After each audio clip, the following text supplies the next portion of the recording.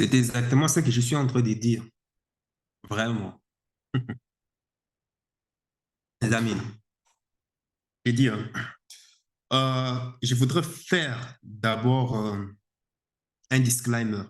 Ce n'est pas parce que je refuse de planifier celles et ceux qui me contactent euh, pour cette entrevue, tu vois, privée, hein, 1 heure de temps que j'offre à toute personne qui veut vraiment à améliorer sa situation financière et en finir avec le marasme financier, ben, ce n'est pas parce que je refuse de répondre aux emails que je suis en train de t'ignorer. Oui, je m'adresse à toi, toi qui m'as écrit.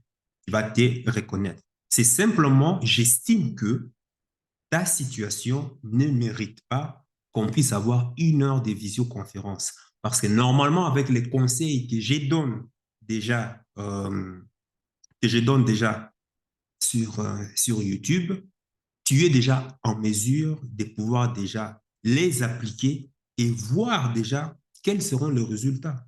Et c'est en fonction des résultats, si tu vois que la situation ne change pas, alors il n'y a pas de souci. Tu viens encore me recontacter, tu m'écris.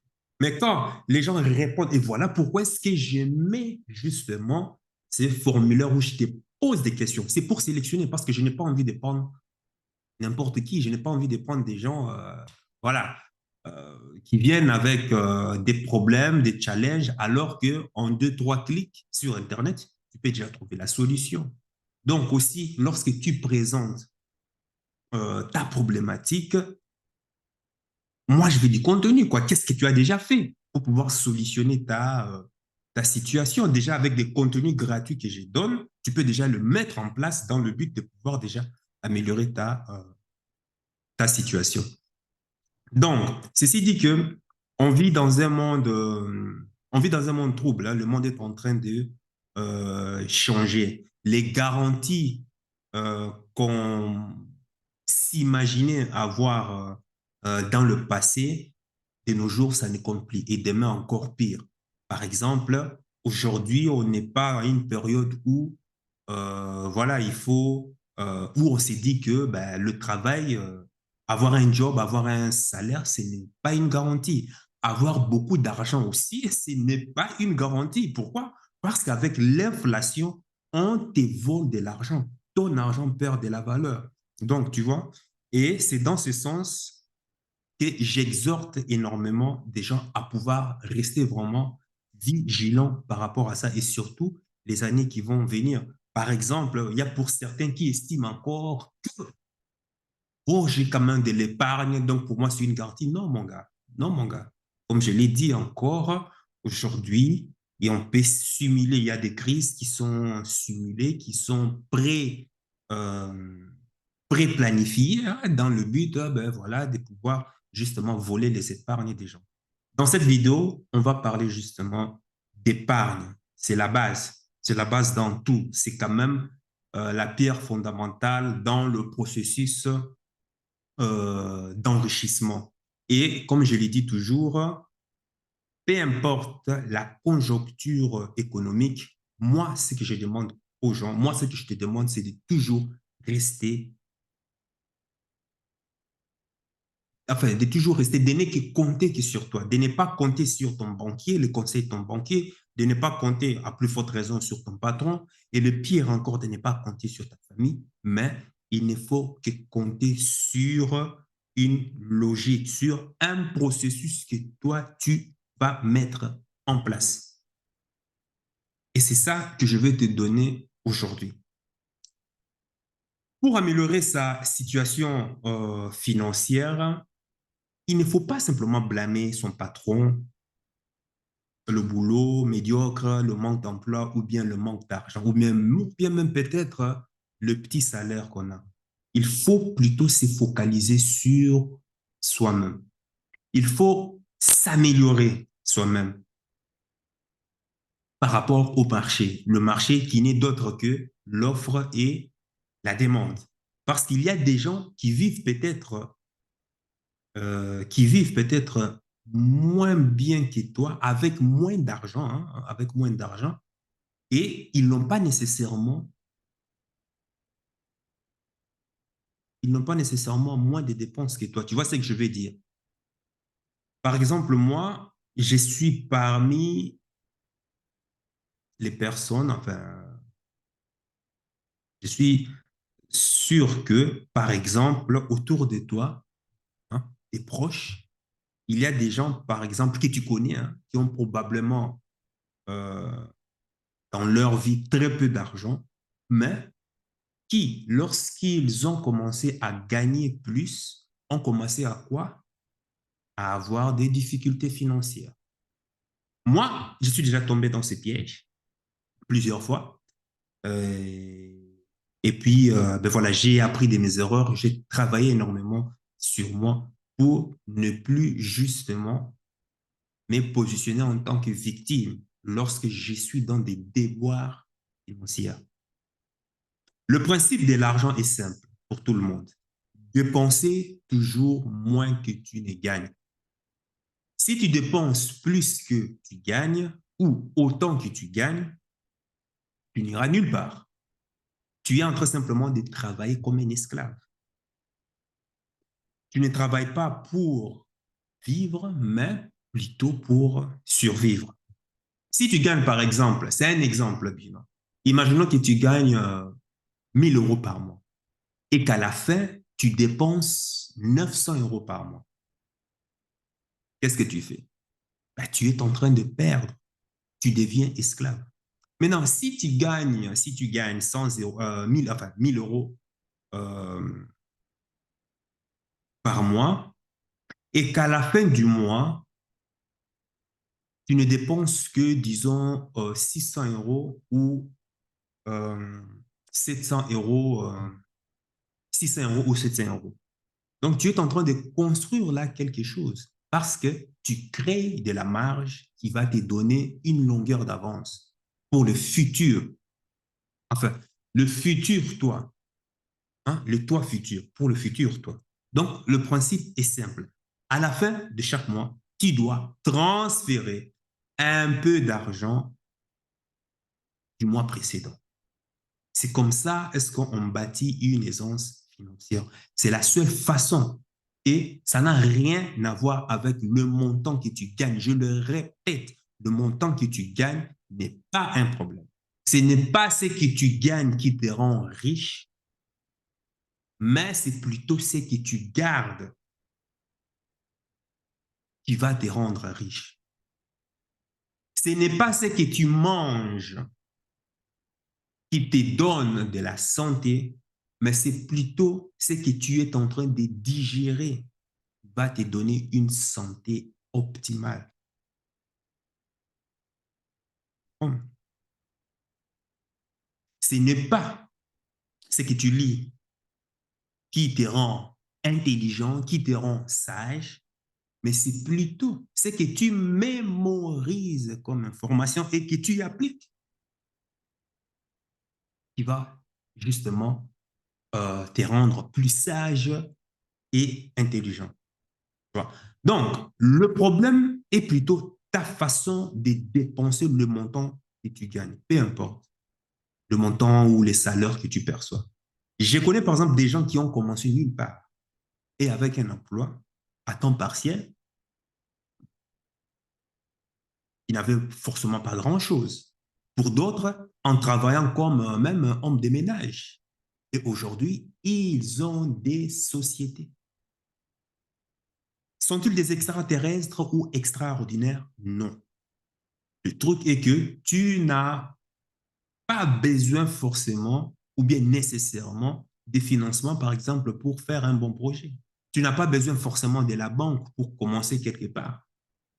Si tu n'arrives pas aujourd'hui avec le peu que tu as, tu auras du mal avec beaucoup d'argent. Et si tu ne peux pas gérer ta famille avec le peu d'argent que tu as, ah ben, tu as du mal justement à gérer ta vie. Enfin, tu auras du mal à gérer ta vie avec beaucoup d'argent. Aujourd'hui, on va plutôt voir quelques éléments qui peuvent renverser la vapeur. Je m'adresse à toute personne qui a des déboires financiers à travers cette période qui n'est toujours pas, euh, il n'est pas toujours euh, une période glorieuse hein, pour tout le monde. Il faut savoir que quand même la majorité traverse quand même une période vache maigre dans ce contexte économique, des crises en perspective. Mais bon, bref, comment est-ce qu'on va faire? Tu sais, en général, quand tu analyses les problèmes qui t'ont mis dans ces marasmes financiers, tu verras toujours que c'est toujours les mêmes habitudes, les mêmes erreurs, les mêmes schémas qui te conduisent dans ce pourquoi tu es en train de te plaindre toujours par rapport à tes finances. J'ai vu aussi des gens en 2021, par exemple, qui ont fait 580, non, bon, disons 570 000 euros de chiffre d'affaires en 2 mois seulement. Mais après des ans, donc 2023, où je suis en train de t'en parler là actuellement, ces personnes ne dorment pas en paix parce que simplement, ils sont en train de perdre leur argent chaque année. Maintenant, est-ce la faute de l'argent? Absolument pas. C'est clair que c'est la faute de la personne. Du moins, à cause de sa programmation de pauvreté. Et pour ça, j'avais déjà fait une ancienne vidéo qui parlait de ça. Va voir ici, ça va apparaître là. Le truc est que si tu n'apprends pas à gérer ta vie, à contrôler ta vie avec très peu d'argent, eh bien, tu en seras incapable avec beaucoup. Parce que quand je parle de ça à certaines personnes, ils sont en train de dire, oh non, moi je pense que si j'ai beaucoup, tout ira mieux. Je dis, c'est faux. Fais d'abord en sorte que ça aille mieux d'abord avec le peu que tu as. Une fois que ça sera résolu, là, tu verras que même en ayant beaucoup, tu verras que même beaucoup, le beaucoup dont tu es en train de demander, tu n'as même pas forcément besoin de beaucoup. Quand je parle de liberté financière, les gens croient qu'il faut forcément gagner des millions. Bon, moi, je parle des millions parce que moi, j'ai des rêves pharaoniques. Mais pour d'autres personnes, simplement avoir simplement 5 000 € par mois en plus, c'est largement suffisant. Mais de manière passive, je veux dire. C'est largement suffisant pour eux. D'autres personnes ont besoin simplement de 3 000 € par mois et pour avoir une liberté géographique hein, en revenu passif. Je veux dire. Mais beaucoup de gens s'imaginent qu'il faut simplement des millions pour pouvoir faire partie du top 10%. Faire partie du top 10% en France, il faut déjà quoi gagner en France. On te dit déjà qu'avec un salaire de 6 000, 7 000 €, tu fais déjà partie des top 10%. Ce n'est pas quelque chose, ce n'est pas quelque chose. Déjà, même en étant un freelancer esclave, tu peux déjà te faire 6 000, 7 000 € et faire partie des top 10% de la population française. Ça n'a rien de, ça n'a rien de luxueux. Tu vois ce que je veux dire? Donc, écoute ces quelques principes et applique-les méticuleusement. Et dans les 6 mois, si tu appliques ce que je vais te dire, je suis sûr que tu reviendras m'annoncer la bonne nouvelle par rapport au changement dans ta vie. Et après, je te mettrai justement mon RIB hein, pour que tu me transfères aussi un pourcentage. Bon, bref, non, c'est pour blaguer. Qu'est-ce que je veux dire? L'argent n'est pas une question de spiritualité. Ou bien, je dirais même, bon, spiritualité, tu comprends ce que je veux dire. L'argent est une science qui répond à des principes universels stricts. Voilà pourquoi les gens vont à l'école pour ça. Il faut une science pour comprendre l'argent. Sinon, l'argent défile comme de l'eau. Pour commencer, il faut d'abord faire un budget. Comme je l'ai dit au début, c'est la base. C'est la base d'une pierre. C'est la base, c'est la fondation processus d'enrichissement. Fais un budget pour tout. À la fin du mois, tu reçois un salaire. Prends un carnet, tu notes tout. Un budget pour tes dépenses, un budget pour ton loyer, un pour ta nourriture, un pour les imprévus. Le but est de répertorier tout ce que tu dépenses. Fais-le pendant 3 mois. Si tu ne sais pas noter tout sur un papier, ben, je te conseille de pouvoir l'écrire au moins sur Excel, tu peux faire un tableau. Sais-tu pourquoi est-ce que je l'ai dit? Eh bien, ça t'aidera justement à avoir plus clair sur là où tu dépenses ton argent. Aujourd'hui, il y a certaines applications qui les font facilement. Alors, utilise-le. T'est-il déjà arrivé de te demander, bon Dieu, j'avais, je ne sais pas moi, 10, ah non, pas 10 000, j'avais 2 000 euros, 10 000, ah, les maudits. Bon, j'avais, bon, disons, j'avais 2 000 euros, mais je ne comprends pas comment est-ce que tout est parti. Je ne comprends pas en quoi est-ce que j'ai dépensé mon argent. Bien sûr, si tu ne comprends pas parce que tu n'as pas de budget, eh ben, ce n'est pas, c'est parce que déjà, ce n'est pas écrit. Si c'était écrit, crois-moi, euh, tu aurais justement le mémoire, enfin, tu aurais justement la mémoire en place. C'est-à-dire que beaucoup de gens vivent aujourd'hui comme s'ils étaient riches. Ça, crois-moi, je suis bien placé pour pouvoir le dire et je le vois dans les centres commerciaux. C'est incroyable. Les gens ne sont que des consommateurs. C'est, je ne comprends pourquoi. L'argent gratte. L'argent est en train de gratter les gens. Et les consommations dans lesquelles ça donne les gens des consommations inutiles, acheter des choses inutiles. Une fois le fait passé, ce sont les mêmes qui vont encore commencer à jeter encore les mêmes objets pour lesquels ils ont rué les magasins, léché les vitrines des magasins justement pour pouvoir aller, ben voilà, dépenser. Bon, tu le vois restaurant par-ci, ça, c'est restaurant par-là, magasin de vêtements par-ci. Ça, dans Pini, ping, pong, piou, piou, piou, piou, piou, piou, piou, shopping par là, on sort la carte par-ci, on sort la carte par-là. Donc, et après, il se demande la question, mais comment est-ce que j'ai dépensé l'argent? Quand moi, je vois tout ce qui se passe dans les magasins, c'est la folie. Moi, je me dis, mais est-ce qu'il y a même la crise? Pourtant, à la télé, on ne fait que parler crise, crise, crise, crise, crise. On nous montre quelques petits témoignages des gens très bien triés hein, sur le volet qui te parle des crises, de leurs devoirs financiers et autres. Mais quand tu sors dans la rue, tu te dis, mais c'est pas normal, quoi. On parle des crises, tu appelles les hôtels, enfin, les hôtels, les bonnes destinations sont full. Tu dis, mais qui sont ces gens qui réservent? Ah, on te dit, ben, monsieur, madame, tout le monde est salarié normal. Ils ont généralement combien? Enfin, quand je me renseigne, hein, je fais un petit sondage et les hôteliers en général, bon, ils connaissent généralement leurs clients privilégiés qui reviennent souvent. Ben, ils te disent c'est des salariés de robots, quoi. Ils touchent 2 000, 3 000. Je dis, what? Qu'est-ce qu'ils font? C'est incroyable. Donc, arriver à se demander comment est-ce que j'ai dépensé tout cet argent. Justement, si tu arrives à te demander, c'est parce qu'il te manque quelque chose. Il faut faire un budget et écrire tout sur Excel, sur papier. Tout ce que tu dépenses et tu dois tout traquer. Et le mois prochain, il faut réévaluer, ainsi de suite. Ici, j'ai dépensé pour ça, là, j'ai dépensé pour tel, là, c'était pour ça, l'autre, c'était pour ça.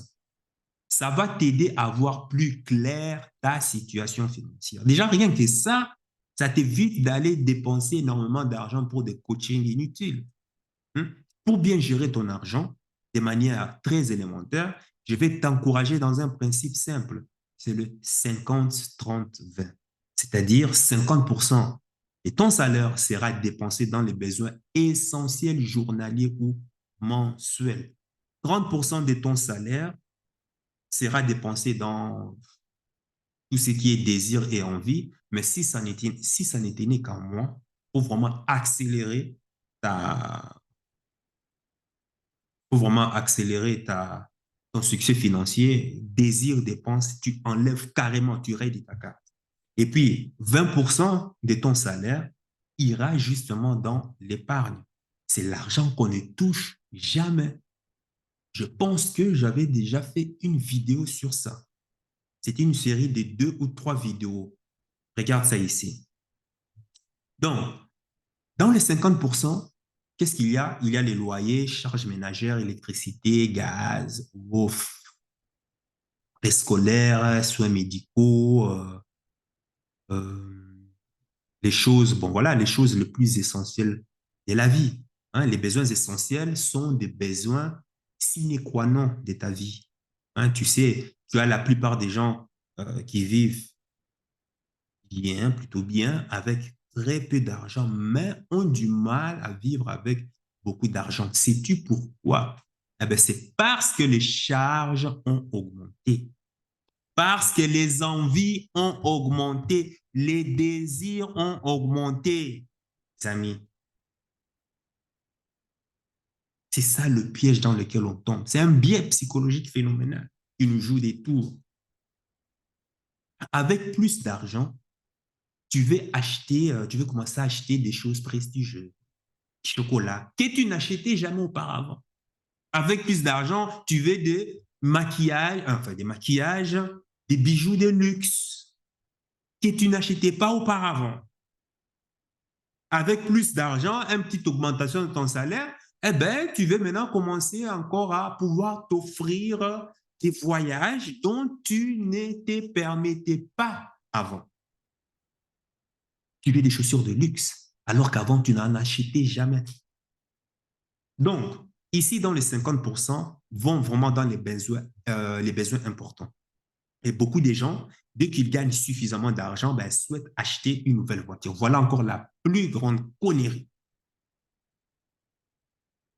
Une voiture, une nouvelle voiture, qui n'est nécessairement important, mais parce que les designs étaient plus beaux ou autre, parce que tu t'es laissé embourber par tes émotions, ou bien parce que tu as vu ton voisin, ton ami, ou bien tes amis des réseaux sociaux ont la même voiture et ils sont en train voilà, ils sont en train de jouer à la frime sur les réseaux sociaux comme quoi leur vie est plus confortable que les autres. Toi aussi, tu te dis, eh ben, moi aussi, je veux la même parce que je dois montrer aussi aux gens que ben voilà, moi, je suis quelqu'un, quoi. Moi, je suis quelqu'un, quoi. Tout le monde doit me considérer. Bullshit, zéro. Tu veux l'acheter alors que tu n'as pas forcément besoin de ça. Mais comme tu gagnes suffisamment d'argent, voilà, il y a cet espace qui crée des pulsions, des envies. Ça te gratte, ça te gratouille. Ah, il me faut une Mercedes. Ah, il me faut une BM. Ah, il me faut une Maserati. Ah, il me faut, je ne sais pas quoi. Il me faut cette 4x4. Pour mon niveau, pour mon standard de vie. Justement, c'est comme ça, on reconnaît le pauvre. Moi, au fur et à mesure que j'avance, au fur et à mesure que mes revenus augmentent, au fur et à mesure que j'ai une... C'est-à-dire, c'est-à-dire, je suis en train de me priver au maximum. C'est bizarre, hein? C'est bizarre. Les choses qui me passionnaient avant, comme tous ces trucs de luxe et autres, je me suis rendu compte au fur et à mesure que je m'éduque, au fur et à mesure que mes revenus augmentent, je me suis rendu compte que ça sert à rien en fait. Pourquoi? Parce que ça te fait perdre de l'argent.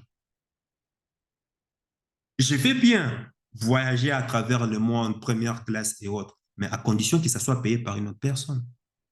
Je veux bien rouler dans des Mercedes, dans des voitures de luxe, mais à condition que ça ne sorte pas de ma poche. Et pour ça, il y a un excellent business dans ça. C'est le business avec LRL Beauty. Je t'ai parlé maintes fois de cette société et des opportunités qu'ils accordent aux gens comme toi et moi qui veulent améliorer leur revenu financier. LR, c'est la vie. LR, c'est une communauté des gens. LR, c'est des voyages. LR, c'est le Père Noël qui t'offre des voitures à chaque fois ben voilà, à chaque fois que tu apportes de la valeur dans la société. Et c'est à la portée de tout le monde. C'est la fête. D'ailleurs, même, j'ai fait une vidéo sur ça où je t'ai montré le gala que j'ai passé à, enfin, je dis, qu'est-ce que je raconte? C'était à Ham, c'est près de Hambourg. C'était magnifique, quoi. Un gala au sens propre du terme, quoi. tout payer, tout ce que moi j'avais à faire, c'est simplement de prendre ma voiture et aller, quoi. Tu imagines ça?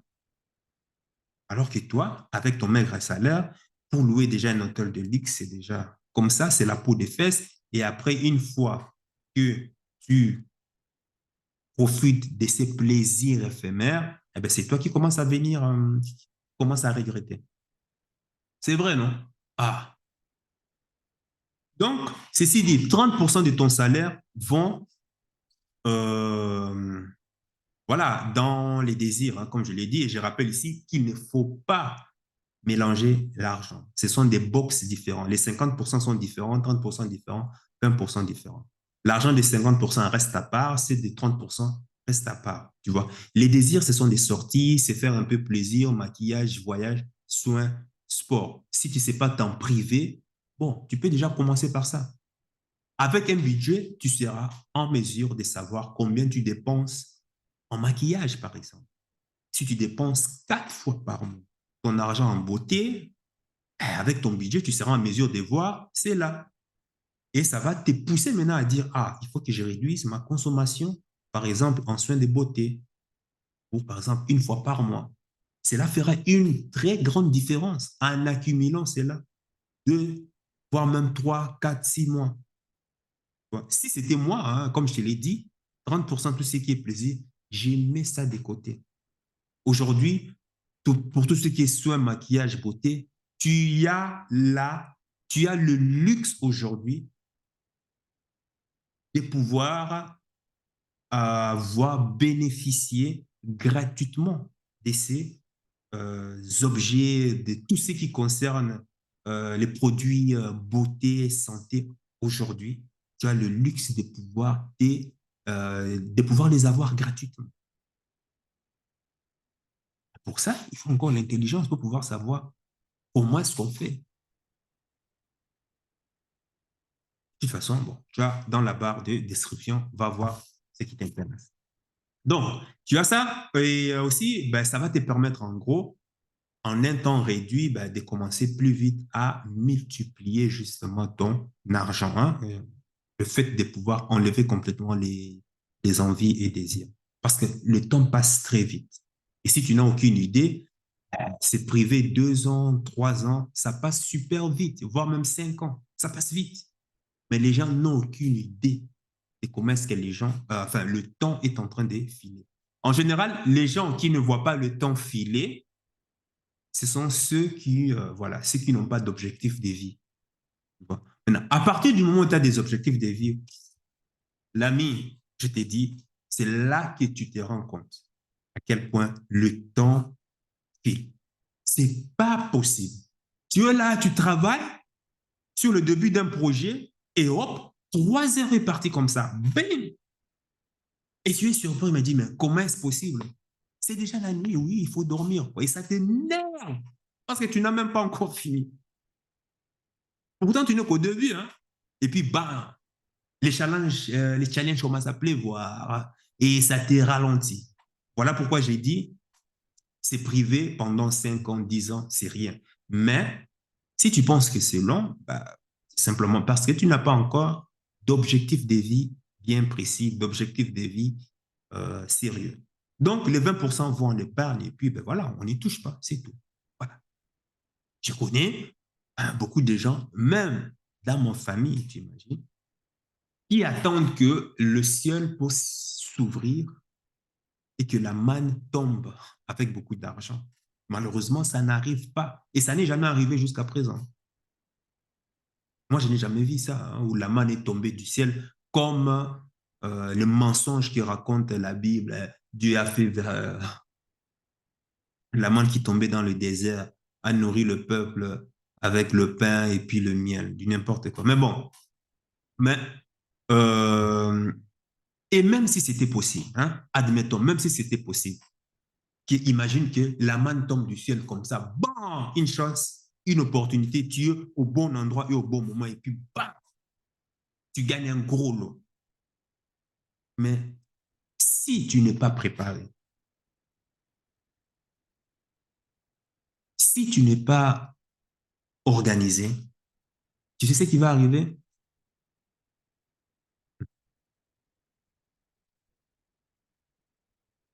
tu vas perdre ton argent parce que tu n'es pas organisé, tu n'es pas préparé. Et ça, ce n'est qu'une question de temps. Et tu perds tout, carrément tout. Et je vis des gens qui ont expérimenté cela, à leur grande surprise. Avec l'argent, tout est une question de temps.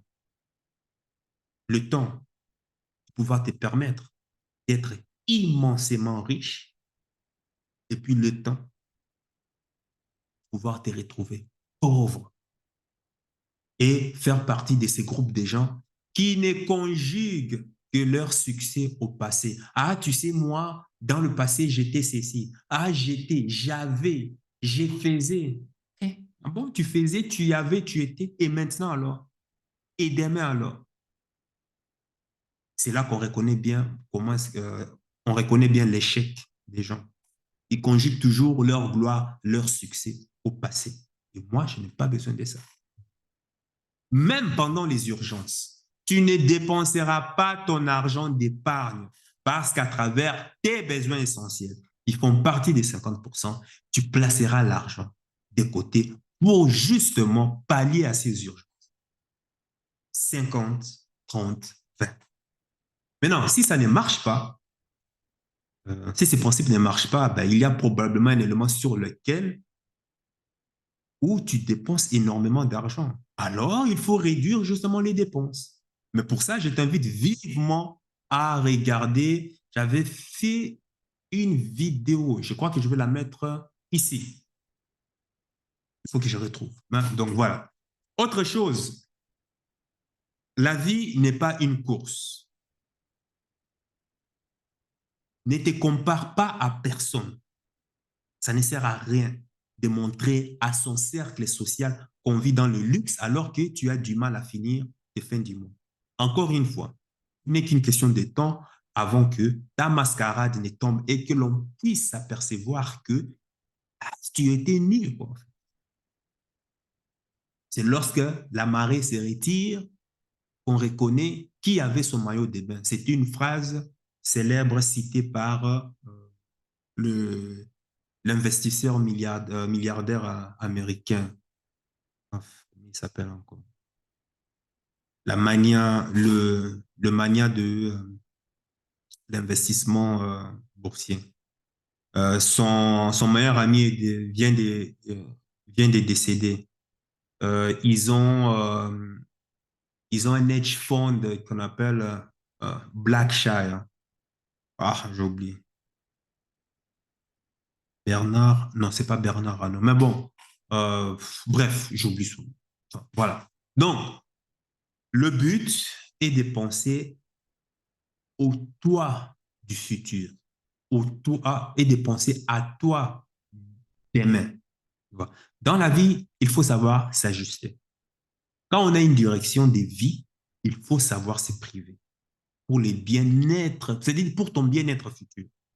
Il faut se priver pour se conformer au plan, le plan que tu auras potentiellement bien préparé. Penses-tu que toi, tu viendras demander, par exemple, la main de ma fille en me disant que, écoute, Dieu va nous bénir, on a la foi, tout ira bien, je vais épouser votre fille. Pardon. Je vais te dire, hey, déjà, je t'enverrai déjà balader. Je te dirai, niet, c'est non. Je te demanderai déjà, monsieur, qu'as-tu comme plan? Qu'as-tu comme plan de vie? Quel est ton objectif? Quel plan tu veux avec ma fille? Pas normal. Et c'est ça le bien, beaucoup d'hommes, parce qu'ils n'ont pas d'objectif de vie. Encore une fois, fonder une famille, ce n'est pas un objectif de vie. Encore une fois, travailler, avoir un salaire, ce n'est pas non plus un objectif de vie. Tu travailles pour un objectif de ton patron, mais ce n'est pas ton objectif de vie. Regarde bien dans tes dépenses. Réduis-les et vis en dessous de tes moyens. Retire-toi de tous les environnements qui simulent l'achat impulsif forcément en toi. Je parle des réseaux sociaux, tes amis dépensiers, il faut les fuir, il faut les éviter. Si ta femme est dépensière, ah ben, c'est un moment pour pouvoir la recadrer, pour lui expliquer tes objectifs. Et si elle ne veut pas comprendre, ben justement, tu changes de femme. Au moins là, tu es fixé. Tu sais que c'est une femme dont sa présence va simplement te rendre pauvre. Et tout est une question de temps, je dis. Hein. Et si tu es pauvre, comment ça sera elle la première à pouvoir te le rappeler? Les activités ou les gens qui t'exposent à des dépenses qui ne sont pas en harmonie avec tes objectifs de vie, franchement, il faut mettre à la distance. Il faut les fuir. Il faut placer un cadre le plus vite possible. Ça, c'est ce que je conseille toujours, même dans mes coachings. Hein, donc, voilà. Je conseille toujours ça pour déjà l'installer comme une base. Maintenant, je voudrais ici maintenant m'adresser à celles et ceux qui touchent, qui font partie voilà, du top 10%. C'est-à-dire qui ont un salaire de quoi? 6 000, 7 000 ou même 8 000 euros par mois. Si tu n'as, parce que ceux-là aussi rencontrent aussi, contrairement à ce qu'on peut croire, certes, c'est des salaires. Bon, en France, ils disent ce salaire élevé, mais ça n'a rien d'élevé. C'est un salaire normal. Mais bon, ceux-là, ou bien celles-là, moi, je dirais ceci, d'ouvrir un deuxième compte bancaire. Et sur ce deuxième compte bancaire que tu vas ouvrir, tu enregistres bien ton numéro sur une note dans ton téléphone. Et qu'est-ce que tu fais? Tu déchires ta carte. Tu déchires complètement ta carte, tu jettes ça dans la poubelle. Pas d'application bancaire avec ton nouveau compte bancaire sur ton téléphone. Rien. Ce que tu fais, l'argent que tu reçois sur ton premier compte bancaire, tu prends un pourcentage, 20%, 30% ou bien même 40%, tu vires directement. Tu mets en place des virements automatiques qui vont aller sur le deuxième compte où tu as déchiré ta carte, où tu n'as même pas d'application. Pourquoi? Ça t'empêche de pouvoir aller, d'être incité à pouvoir aller prendre de l'argent et aller les dépenser inutilement. Là, au moins, tu es déjà fixé. Tu fais ça comme ça tous les mois, tous les mois, tous les mois. Je sais que même malgré ça, il y a certains qui n'ont pas pu supporter. Ils sont quand même sortis de la maison pour aller chez leur banquier, leur dire que ben, j'ai perdu ma carte, il faut me faire une deuxième carte et autres par-ci. Et si, après avoir essayé ça, ça ne marche pas, ben écoute, là, ben, ce que tu fais, ben, maintenant tu me contactes à travers dans la barre de description. C'est gratuit, hein, pour ceux qui croient qu'il il faut dépenser l'argent. Hé, l'ami, c'est gratuit. Il y a, moi, je donne des conseils des gratuits pour t'aider à pouvoir mettre hein, en place des piliers à la limite même t'emprisonner pour pouvoir t'aider justement à avoir un gros épargne. Et quand on a un gros épargne, le but c'est quoi? Pas forcément un gros épargne. Le but c'est quoi? Après, de pouvoir le multiplier. Et je précise, une épargne qui est faite sans but, sans un objectif, est une épargne qui est vouée à l'échec. Ça t'amènera nulle part. Quand on fait une épargne, avant de pouvoir décider de retirer ton argent, il faut déjà avoir un objectif. Celles et ceux qui font des épargnes parce qu'on dit, bon, je vais commencer une épargne parce que dans la vie, on ne sait jamais. Ben oui, justement, il t'arrivera aussi, on ne sait jamais dans la vie. Et tu vas te retrouver, bah, mais je ne comprends pas. Comment ça se fait que je me retrouve comme ça? Ben oui, parce que tu as fait une épargne sans objectif précis et il est arrivé, on ne sait jamais. Retiens ça. Oh, pourquoi tu mets l'argent de côté? C'est ça que je demande. Pourquoi? Oui, mais on ne sait jamais. Programmation de pauvreté.